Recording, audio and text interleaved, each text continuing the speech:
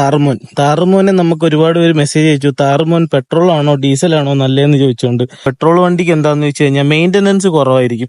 Diesel വണ്ടിക്ക് maintenance കൂടുതലായിരിക്കും, torque കൂടുതലായിരിക്കും.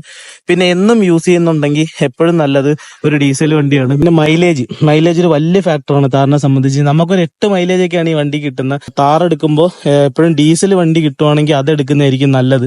പിന്നെ 4 വീൽ ഡ്രൈവ് ഓഫ് റോഡൊന്നും പോവാത്ത സാധാരണക്കാരനായ ഒരു ഫാമിലി യൂസ് ചെയ്യുന്ന ഒരാളാണെങ്കിൽ 2 വീൽ ഡ്രൈവ് എടുക്കുന്നതായിരിക്കും നല്ലത്. ഓഫ് റോഡൊന്നും പോണില്ല, സിറ്റി മാത്രം യൂസ് ചെയ്യാനാണ്, അല്ലെ അങ്ങനെ ഒരു ഭ്രമം ഇല്ലാത്ത ഒരാളാണെങ്കിൽ എപ്പോഴും നല്ലത് ഇത് തന്നെയാണ്. നമ്മളെ ബമ്പർ ഏതാണെന്ന് ചോദിച്ചിരുന്നു. നമ്മൾ ഓഫ് റോഡ് ബമ്പറാണ് വെച്ചിരിക്കുന്നത്. ഓവർലാൻഡ് എന്ന് പറയുന്നൊരു സാധനത്തിന്റെ ഒരു അത്യാവശ്യം നല്ലൊരു സ്പെക്കായിട്ടുള്ള ഒരു സാധനം തന്നെയാണ് യൂസ് ചെയ്തിരിക്കുന്നത്. ഞങ്ങൾ പാവം പ്രവാസികളാന്ന് പറഞ്ഞു. ഞങ്ങൾക്ക് പറ്റിയ താർ ഏതാണെന്ന് ചോദിച്ചു. നിങ്ങൾക്ക് പറ്റിയ താറ് ഞാൻ പറയുകയാണെങ്കിൽ എപ്പോഴും പെട്രോൾ വണ്ടിയായിരിക്കും നല്ലത്. മെയിൻ്റനൻസ് കുറവായിരിക്കും, പെട്ടെന്ന് പമ്പടിച്ചു പോവുക, അല്ലെന്നുണ്ടെങ്കിൽ കുറെ നാൾ കാലപ്പഴക്കം സംഭവിക്കുമ്പോൾ പണികൾ കുറവ് പെട്രോൾ വണ്ടിക്കാണ്.